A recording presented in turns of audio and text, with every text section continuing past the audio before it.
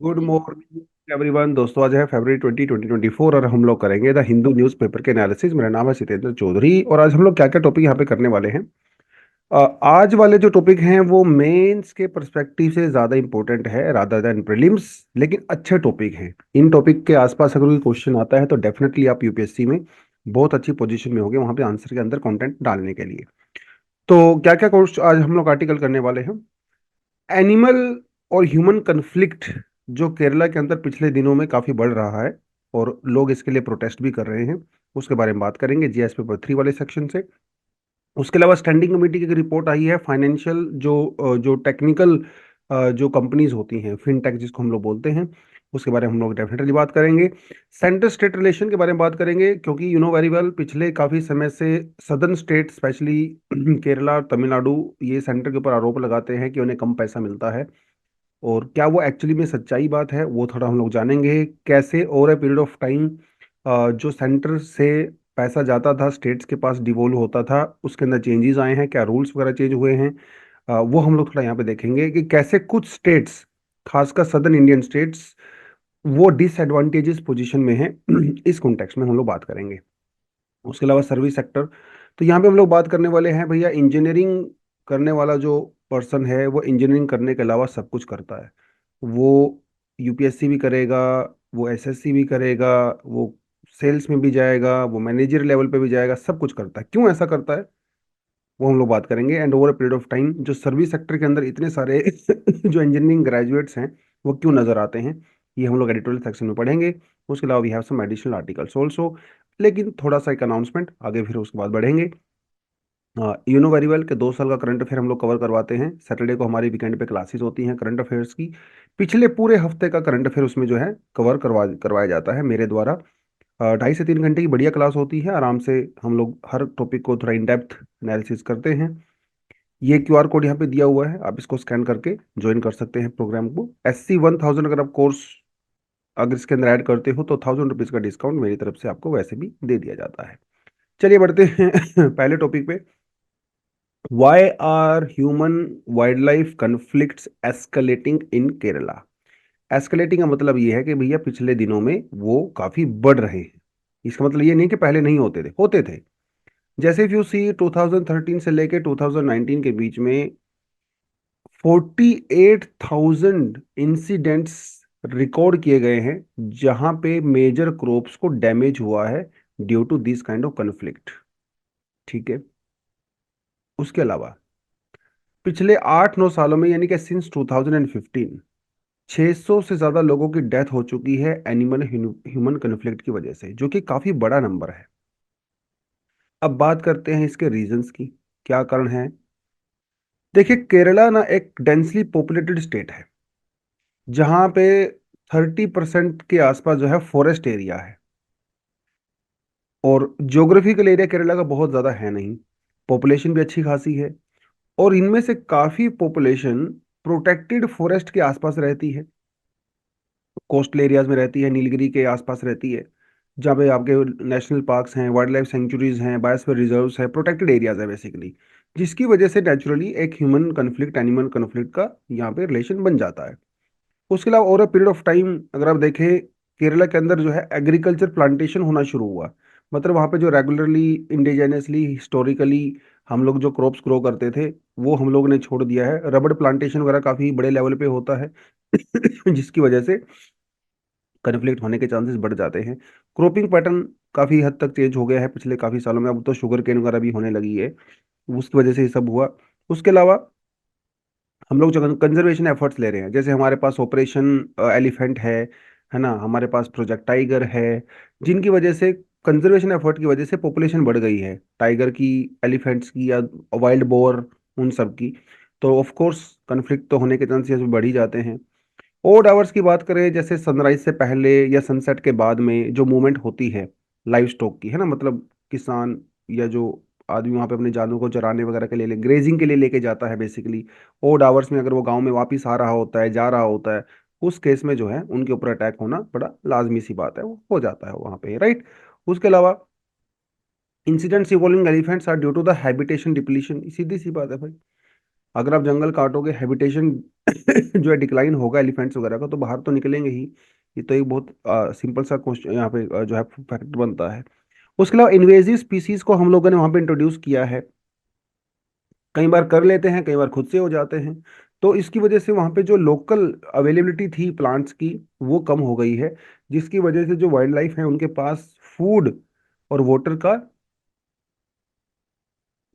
Availability कम हो गई है बेसिकली, ठीक है, जिसकी वजह से कन्फ्लिक्ट यहाँ पे बढ़ जाता है। मोनोकल्चर हम लोगों ने करना शुरू कर दिया है। कुछ न्यू स्पीसीज जैसे यूकलिप्टस, ये भी एक इन्वेजिव स्पीसी ही है, ये हम लोगों ने वहाँ पे इंट्रोड्यूस कर दिया। अकासिया हम लोगों ने वहाँ पे इंट्रोड्यूस कर दिया, जिसकी वजह से वहाँ पे क्या हुआ, ओवरऑल प्लांट डाइवर्सिटी कम हो गई है। प्लांट डाइवर्सिटी कम होने की वजह से वहाँ पे एनिमल ह्यूमन कन्फ्लिक्ट वहाँ पे बढ़ गया है। सोल्यूशन यहाँ पे क्या क्या नजर आता है जो सजेस्ट किया गया आर्टिकल के अंदर? एक तो ट्रेंचेस लगाइए, जो प्रोटेक्टेड एरियाज है, फॉरेस्ट है, वहाँ पे ट्रेंचेस लगाइए, ठीक है, बना सकते हो आप लोग, ताकि एलिफेंट वगैरह उसके अंदर ना आए। उसके अलावा फेंस लगा सकते हो, सोलर पावर फ्लैम फेंस लगा सकते हो। और ऐसा नहीं है कि वहाँ पे लगाया नहीं है, केरला में काफी बड़े लेवल पे प्रोजेक्ट चलाया गया था जिसमें सोलर पावर वाले फैंसीज वहाँ पे लगाए गए थे, लेकिन बहुत बार क्या होता है, ये फैंसीज या तो लोगों के द्वारा तोड़ दिए जाते हैं, या फिर वाइल्ड लाइफ के द्वारा भी तोड़ दिए जाते हैं, तो ये बहुत इफेक्टिव रहा नहीं। और कुछ एरिया में तो फैंसीज लगाई ही नहीं गई। तो ये किया जा सकता है। उसके अलावा जो इन्वेजिव स्पीसीज है उनकी पॉपुलेशन को आप कम करिए। इंडिजिनस प्लांट जैसे वाइल्ड मैंगो, है ना, गूसबेरी, जैक फ्रूट्स वगैरह, ये आप इंट्रोड्यूस किए जंगलों में, ताकि वहाँ के जो वाइल्ड एलिफेंट्स हैं उनको खाएं, फूड सिक्योरिटी इंश्योर हो, और वो कन्फ्लिक्ट कम करें।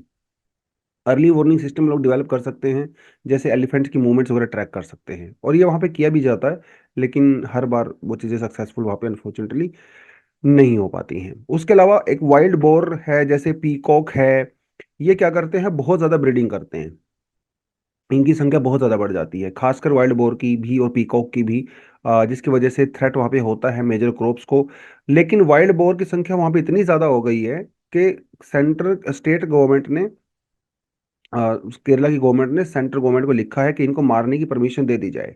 तो वर्मीन उनको डिक्लेयर करने की बात यहाँ पे चल रही है, लेकिन अभी तक सेंटर से उनको मिला नहीं है, परमिशन नहीं मिला है। तो वाइल्ड बोर को या तो न्यूट्रलाइज कर दिया जाए, या उनको कैप्चर कर लिया जाए, या फिर हम क्या कर सकते हैं, कैप्चर करके उनको किसी दूसरे नेशनल पार्क वगैरह के अंदर भेज सकते हैं, जहाँ पे टाइगर्स और लेपर्ड्स वगैरह उनको कंज्यूम कर लेंगे। ये कुछ ना कुछ वहाँ पे किया जा सकता है। उसके अलावा आपका जो इको सेंसिटिव जोन है, जो कि सुप्रीम कोर्ट ने कहा था मैंडेटरी करने के लिए, केरला के अंदर वो इम्प्लीमेंट नहीं हो पाया, लेकिन उसको भी इम्प्लीमेंट किया जा सकता है, ताकि हमारे जो फॉरेस्ट एरिया है, इसके आसपास का कुछ एरिया 1 किलोमीटर, 2 किलोमीटर, 3 किलोमीटर, वो बफर जोन के रूप में रहे। अगर वाइल्ड लाइफ बाई चांस यहाँ से बाहर निकलती भी है, तो डायरेक्ट ह्यूमन के कन्फ्लिक्ट में ना आए, वो किया जा सकता है। लेकिन केरला के अंदर ये काफ़ी थोड़ा सा इम्पॉसिबल टाइप का हो जाता है, क्योंकि काफ़ी गांव जो है वो बिल्कुल जंगल के आसपास में ही बने हुए हैं केरला में। तो that is the issue, and these are the solutions जो आप आराम से मेंशन कर सकते हैं। चलिए, the recent report on the local fintech players. ठीक है, फिनटेक मतलब फाइनेंशियल प्लस टेक्नोलॉजी, जैसे आप पेटीएम की बात कर लिए, फोन पे की बात कर लिए, ठीक है, यूपीआई की बात आप कर रहे हो, आप भीम ऐप की बात कर रहे, ये सब फिनटेक हैं। ठीक है, टेक्नोलॉजी का यूज करते हैं और फाइनेंशियल सेक्टर के अंदर इन्वॉल्व रहते हैं। तो standing committee on communications and information technology बनाई गई, जिसने कुछ इश्यूज जो हैं वो रेज किए हैं अबाउट दिस फिनटेक। एक तो इन्होंने ये कहा है कि देखिए, हमारे देश में क्या है ना, फॉरेन बेस्ड एंटिटीज का परसेंटेज ज़्यादा है, जो कि कहीं ना कहीं कंसर्न है, क्योंकि आप उनको उस तरह से रेगुलेट नहीं कर सकते जिस तरह से आप इंडियंस को कर सकते हो।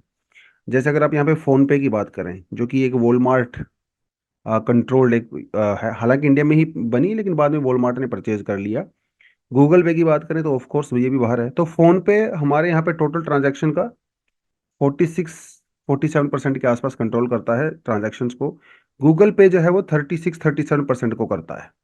तो मान के चलिए कि भाई 46, मतलब 47 + 37, ठीक है, तो 85 के आसपास तो यही हो गया, 84 85 तो यही हो गया। बाकी बचा कितना, ओनली 15%। इसमें आपका पेटीएम भी आ गया, भीम ऐप भी आ गया, सब कुछ आ गए।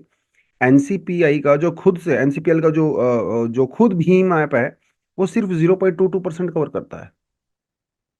राइट, तो इंडियन जो लोकल फिनटेक कंपनीज हैं उनका शेयर बहुत कम है।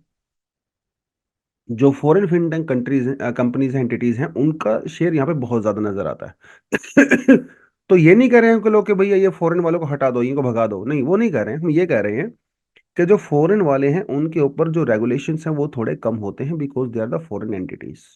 तो आरबीआई या जो हमारा एनसीपीआई है, national payment corporation of India, ठीक है, इनका ये कहना है कि लोकल प्लेयर्स और जो फॉरेन प्लेयर्स हैं इनके बीच में रेगुलेशन कुछ इस तरह से किया जाए ताकि इसको बैलेंस आउट किया जा सके, क्योंकि देयर आर मैनी कंसर्न्स। एक तो सबसे बड़ा कंसर्न यहाँ पे है मनी लॉन्ड्रिंग के लिए जो है, ऐसा देखा गया कि यूज किया जाता है। एक फिनटेक कंपनी थी जो कि दुबई बेस्ड थी, लेकिन उसकी जो शेयर होल्डिंग थी वो एक चेन्नई चाइनीज कंपनी के पास थी, और वो मनी लॉन्ड्रिंग के केस वहां पे देखे गए। प्राइवेसी का इशू तो डेफिनेटली यहाँ पे होता ही है। फिनटेक कंपनीज का जो डेटा है वो इंडिया में तो नहीं है, बाहर जाता है बहुत बार। अ, तो privacy is definitely a concern. Data theft हो सकता है, बहुत बार आपने देखा होगा कि इन कंपनीज का डेटा चोरी हो जाता है ना, फिर वो डार्क वेब के ऊपर क्रिप्टो करेंसी के रूप में बेचा जाता है, खरीदा जाता है ना। वो सब अनफॉर्चुनेट चीज़ें यहाँ पे होती हैं। फ्रॉड के केसेस भी बहुत बार देखने को मिले हैं। इस अगर आपको पता ही है कि पेटीएम के ऊपर भी जो इस समय केस चल रहा है कि यहाँ पे भी कुछ मनी लॉन्ड्रिंग शायद हुई है। हालांकि डिटेलिंग अभी चल रही है, इन्वेस्टिगेशन के अंदर में है, बट स्टिल इरेगुलरिटीज तो हैं। तो जब सोच के देखिए, जब विदेशी कंपनियां रेगुलेशन करेंगी तो विदेशी कंपनियां तो करने के चांसेस थोड़े ज्यादा ही हो जाते हैं। चलिए, are states justified in opposing the revenue sharing model. ठीक है, तो ये बात है कहाँ से, जो कुछ इंडिया के सदर्न स्टेट्स हैं जैसे केरला, जैसे तमिलनाडु, ये आरोप लगाते हैं सरकार के ऊपर कि भैया उनको पैसा कम मिलता है। ठीक है, तो क्या है पूरे का पूरा सीन देख लेते हैं एक बार। यूनियन और स्टेट्स के बीच में जो फाइनेंशियल रिलेशन है, और ये तो बात आपको पता ही है कि फाइनेंस के मामले में स्पेशली सेंटर जो है वो काफ़ी पावरफुल होता है स्टेट से। स्टेट्स के पास जो रिवेन्यू के रिसोर्स सोर्सेज हैं वो कंपेरेटिवली काफ़ी कम है एज कम्पेयर टू स्टेट्स। तो उनको फाइनेंशियल एड वगैरह के लिए, ग्रांट्स के लिए सेंटर पे ही डिपेंड रहना पड़ता है। तो हमारा जो आर्टिकल 268 है और आर्टिकल 293, ये जो आर्टिकल्स हैं, पार्ट 12 ऑफ द कॉन्स्टिट्यूशन, ये डील करते हैं सेंटर स्टेट फाइनेंशियल रिलेशंस को।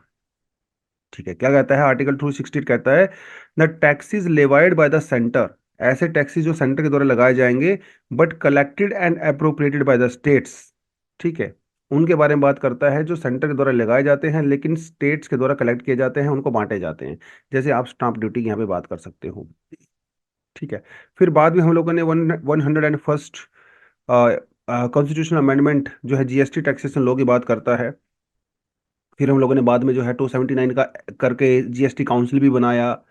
फिर हम लोग ग्रांट इन एड भी देते हैं, आर्टिकल 275 के तहत स्टैट्यूटरी ग्रांट्स दी जाती हैं स्टेट्स को।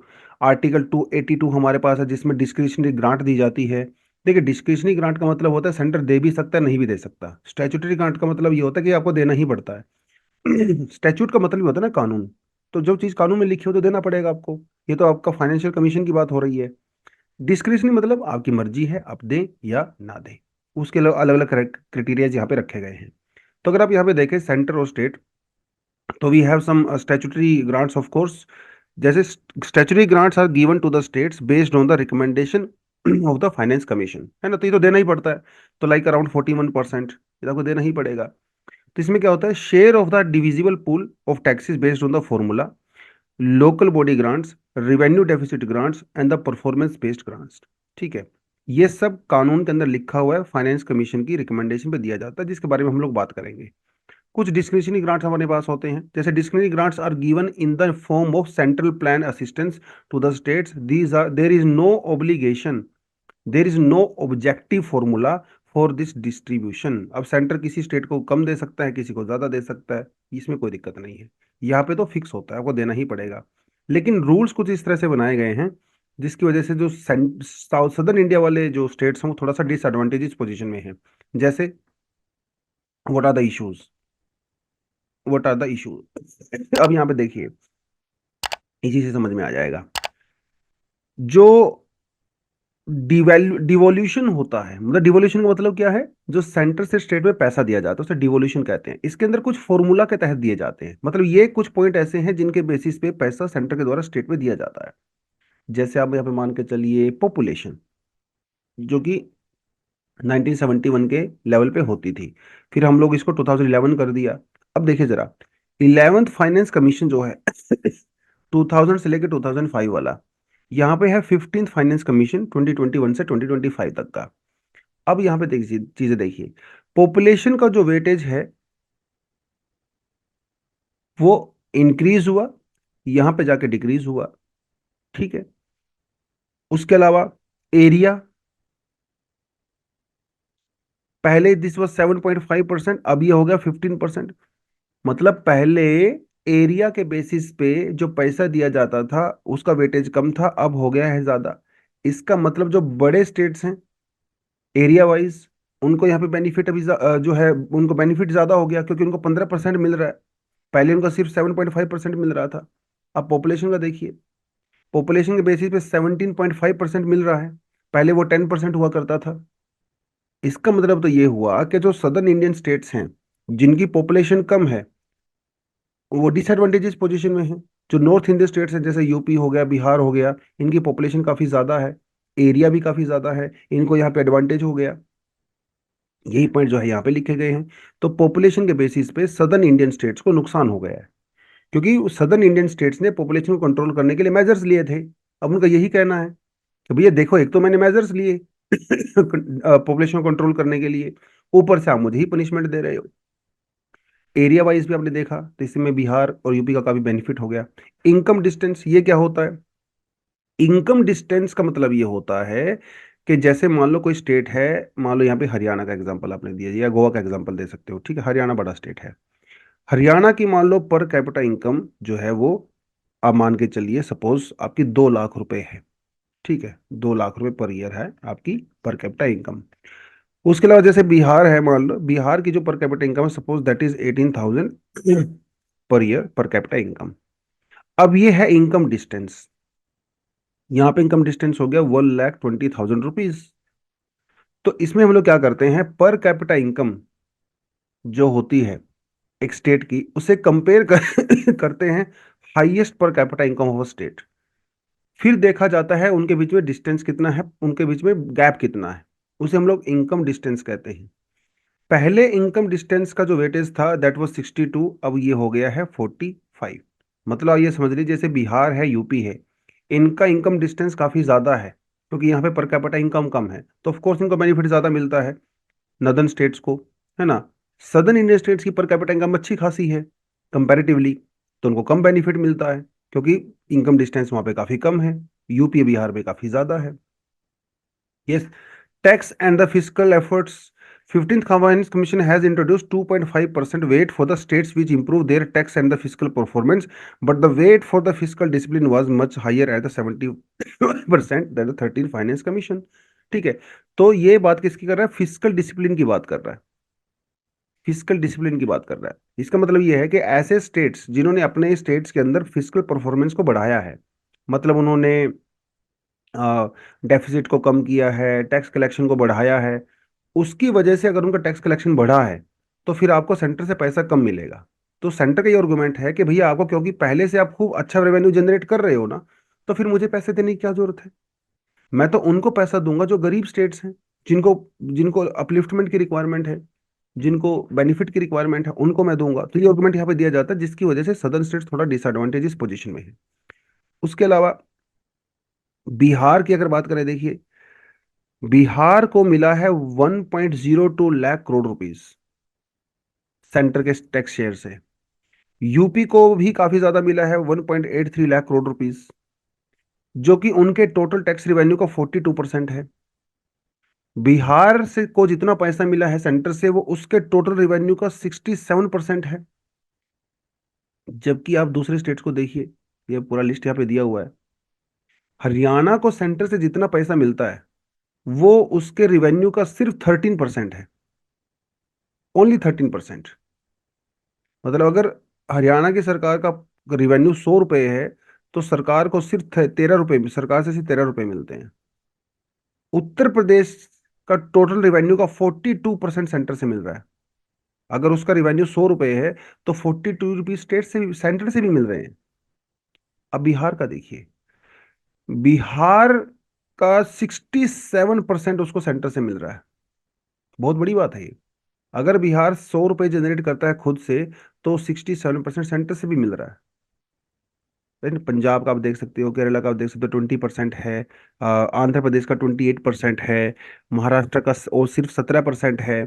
ठीक है, हरियाणा का तो बहुत ही कम हो गया, अराउंड 13% ओनली। ओडिशा का 46% है। तो यहाँ पे अगर एक चीज देखेंगे, जिन स्टेट्स के अंदर पर कैपिटा इनकम कम है, ठीक है, उन स्टेट्स के अंदर ये परसेंटेज ज्यादा है।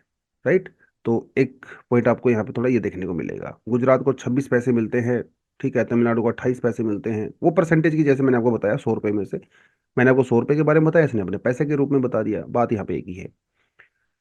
ठीक है जी, उसके अलावा और भी कुछ इश्यूज हैं।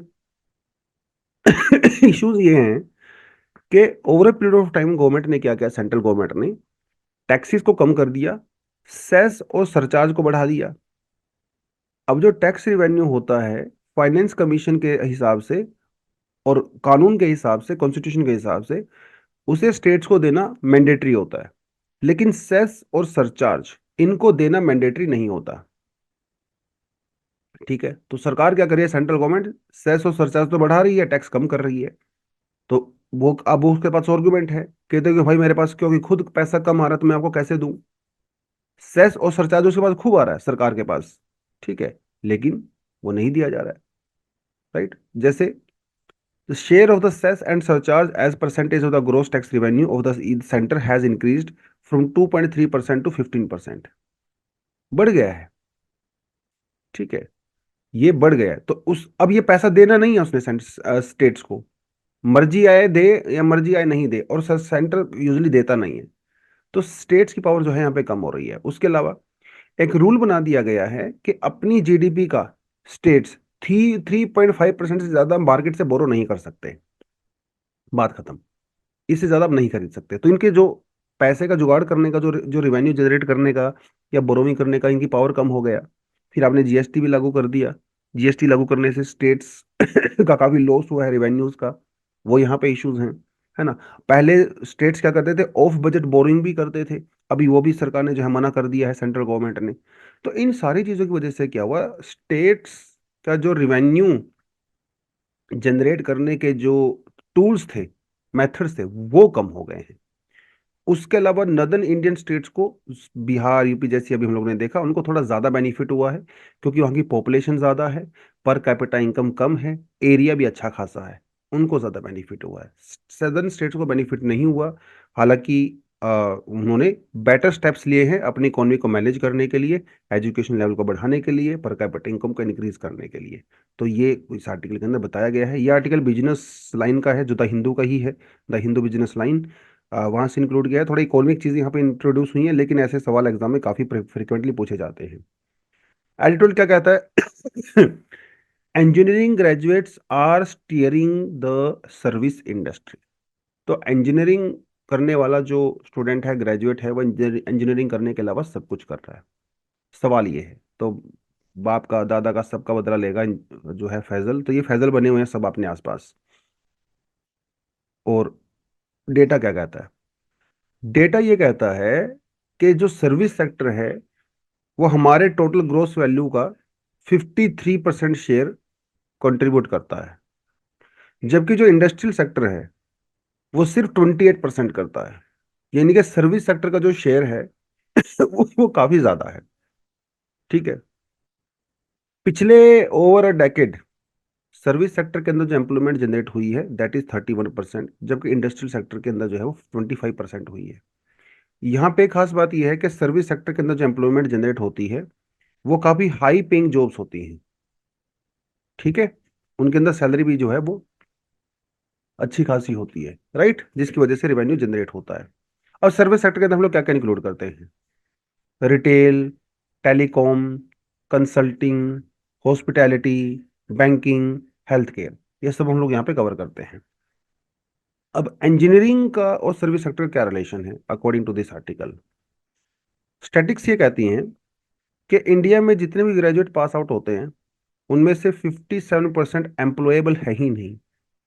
मतलब उनके पास वो स्किल्स ही नहीं है, स्किल सेट ही नहीं है जो उनको जॉब लेने के लिए चाहिए होता है। ये तो बड़ी खराब स्थिति है। All India council for the technical education इनका कहना है कि इंडिया के कॉलेजेस में जितनी सीट्स हैं इंजीनियरिंग के लिए, उसमें से 60% तो खाली पड़ी हुई हैं। तो लोग इंजीनियरिंग में इंटरेस्टेड है नहीं, जो इंटरेस्टेड हैं, जो इंजीनियरिंग करते हैं, वो कहाँ जा रहे हैं? नॉन टेक्निकल जॉब्स में जा रहे हैं। 80% of the graduate engineers and up in a non technical job, यानी कि उनका जो कोर फील्ड था, कोर सेक्टर था, जैसे मान लो मैकेनिकल इंजीनियर है, वो अपने कोर सेक्टर में जाने के बजाय नॉन टेक्निकल फील्ड में जा रहा है। या तो इसका रीजन ये हो सकता है कि उसके कोर सेक्टर में जॉब्स ही कम है, क्योंकि इंडिया में मैन्युफैक्चरिंग सेक्टर तो उतना अच्छा ग्रो कर नहीं रहा है। तो आप नॉन टेक्निकल फील्ड में जा रहे हो, जैसे बैंकिंग में, इंश्योरेंस, हॉस्पिटैलिटी, हेल्थ केयर, है ना, आप वहां पे जा रहे हो, customer services, back office operation, logistics, ये सब आप काम कर, ये जो सर्विस सेक्टर का पार्ट है, ये एक इंजीनियरिंग का कोर सेक्टर नहीं है बेसिकली। ठीक है। हाँ जी, आपने कंप्यूटर इंजीनियरिंग वाला मान लो कर लिया, आपने कोडिंग में चले गए, that's a separate thing. But core जो इंजीनियरिंग का सब्जेक्ट है, जैसे इलेक्ट्रिकल, मैकेनिकल, सिविल वाला, वो सब भी सर्विस सेक्टर में जा रहे हैं। लेकिन ये तो उनकी बात हो गई, जो एम्प्लॉयर्स होते हैं वो इंजीनियर्स को क्यों प्रेफर कर रहे हैं? इसके बहुत सारे फैक्टर्स हो सकते हैं। जैसे अडेप्टेबिलिटी, वो ज़्यादा बेटर अडेप्ट कर सकते हैं, क्योंकि जिस एजुकेशन से वो आए हैं वो क्रिटिकल थिंकिंग को प्रमोट करता है। प्रॉब्लम सॉल्विंग अलग तरीके से होती है वहाँ पे। जो आर्ट्स के सब्जेक्ट होते हैं, ये जो स्टूडेंट होते हैं, इनका थॉट प्रोसेस अलग है, उनका अलग है, क्योंकि वहाँ पे आपको ग्राफ्स, मैथमेटिक्स, वो सब करके आप प्रॉब्लम सॉल्विंग करते हो, क्रिएटिविटी, इनोवेशन की वजह से। इन की वजह से जो एम्प्लॉयर्स होते हैं वो भी इंजीनियर्स को ज़्यादा प्रेफर करते हैं। उनको ये लगता है कि इंजीनियर को हम लोग 6 महीने का, 5 महीने का ट्रेनिंग देंगे तो ये हमारे स्किल सेट के हिसाब से बिल्कुल अप्रोप्रिएट होगा। जबकि एक आर्ट्स वाले स्टूडेंट्स को अगर हम लोग देंगे, वो शायद नहीं हो पाएगा। हालांकि एमबीए वगैरह तो ऑफ कोर्स जो है वो सेटल डाउन हो ही जाते हैं, अगर आपने किसी अच्छे कॉलेज से किया होगा तो। लेकिन अब लोग क्या कर रहे हैं, अब लोग इंजीनियरिंग करने के बाद एमबीए भी कर रहे हैं, तो इनके पास दोनों का ही एडवांटेज है। तो इनको सबसे ज्यादा प्रेफर किया जाता है इंजीनियरिंग प्लस एमबीए। तो इनको मैनेजमेंट की समझ भी है, और इनको प्रॉब्लम सॉल्विंग स्किल, वो सब इनोवेशन वगैरह वो तो है ही। ये यहाँ पे एक इशू नजर आता है। तो इस पूरी इंडस्ट्री के साथ इशू क्या है? इसके साथ इशू ये है कि हमारे पास कोई ऐसा जेनरिक कोर्स ही नहीं है हमारे कॉलेज में, यूनिवर्सिटीज में, जो सर्विस सेक्टर को टैकल करे। आप हिस्ट्री पढ़ सकते हैं, ठीक है, आप सोशल स्टडीज पढ़ सकते हैं, आप इकोनॉमी पढ़ सकते हैं, लेकिन सर्विस सेक्टर की जिस तरह की स्पेसिफिक नीड्स हैं, उसके लिए हमारे पास यहाँ पे कोई कोर्स है ही नहीं। तो ये कोर्स किया जाना जरूरी है, जो कि इंडस्ट्री स्पेसिफिक नॉलेज आपको दे, टेक्निकल प्रोफिशिएंसी आपको दे, आपको वो सॉफ्ट स्किल प्रोवाइड करवाए, जो कि सर्विस सेक्टर के अंदर चाहिए होते हैं। आप आर्टिफिशियल इंटेलिजेंस का यूज कर सकते हो, इंटरनेट ऑफ थिंग्स का यूज कर सकते हो। ठीक है, ये जो करिकुलम है, जो बनाया जाएगा, मान लो कोर्स अगर फ्यूचर में बनाया जाता है सर्विस सेक्टर ओरिएंटेड, तो ये इंटरनेट, लेटेस्ट टेक्नोलॉजी का आप यूज करिए। कुछ एमर्जिंग सेक्टर के ऊपर फोकस करिए जैसे फाइनेंस टेक्नोलॉजी, ऑफ कोर्स आने वाले समय में और बढ़ेगा, है ना, एजुटेक। ठीक है, जैसे एजुकेशन प्लस टेक्नोलॉजी, अब जैसे हम लोग ही हैं प्रेप आईएएस, तो वो भी एक एडुटेक कंपनी ही है। और ये आने वाले समय में इसका रोल और बढ़ेगा। तो आप इन सेक्टर के ऊपर डेफिनेटली फोकस करिए और यहाँ पे इंक्लूड करिए। ठीक है, क्लाइंट मैनेजमेंट के ऊपर फोकस किए, किसी से कैसे बात करनी है, कैसे डील करना है, कम्युनिकेशन स्किल्स के ऊपर आप फोकस करिए, एथिकल कंडक्ट के ऊपर फोकस करिए। अब जैसे हमने कई बार सुना होगा, कुछ ऐसे एजुकेशन जो एडटेक कंपनीज हैं, जो बहुत ही ज़्यादा अग्रेसिव मार्केटिंग करती हैं, है ना, फ्रॉड, झूठ बोल के बच्चों के एडमिशन्स करवा देती हैं, झूठे प्रॉमिस करती हैं, वो सब करके। तो एथिकल कंडक्ट नहीं है वो। तो अपने बिहेवियर में, अपनी प्रैक्टिसेस में एथिकल कंडक्ट भी आप इंक्लूड करिए। प्रोफेशनलिज्म का कल्चर जो है होना चाहिए, इंटेग्रिटी होनी चाहिए प्रोफेशनल्स की। वो सब अगर आप चीज़ें करोगे तो डेफिनेटली आप सर्विस सेक्टर के अंदर इंजीनियर्स के अलावा दूसरे सेक्टर्स को भी, ग्रेजुएट्स को भी कवर कर सकते हैं। तो ये कुछ सॉल्यूशन इन्होंने यहाँ पे बताया है इस आर्टिकल के अंदर। उसके अलावा we have some additional articles. So ये वाला आर्टिकल तो 100% हम लोग कल करेंगे। आज मुझे समय नहीं मिला इसको ध्यान से देखने का। तो 100 years ago Satyendra Nath Bose changed physics for ever. तो इंडिया के जो अचीवमेंट किया है, हमारे जो साइंटिस्ट हैं, वो एग्जाम में हमसे पूछा भी जाता है, हमारे सिलेबस का पार्ट भी है। तो वो हम लोग कल डेफिनेटली करेंगे। कुछ नए आर्टिकल आते हैं तो वो ऑफ कोर्स हम निकालेंगे।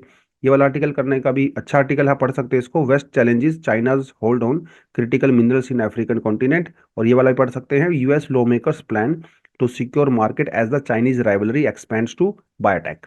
ये 2-3 टॉपिक आप डेफिनेटली पढ़ें। ये वाला टॉपिक अभी मत पढ़ें, ये मैं कल आपको करवा दूंगा। तो आज के लिए इतना ही है। Thank you very much, all the best, जय हिंद, जय जवान, जय किसान।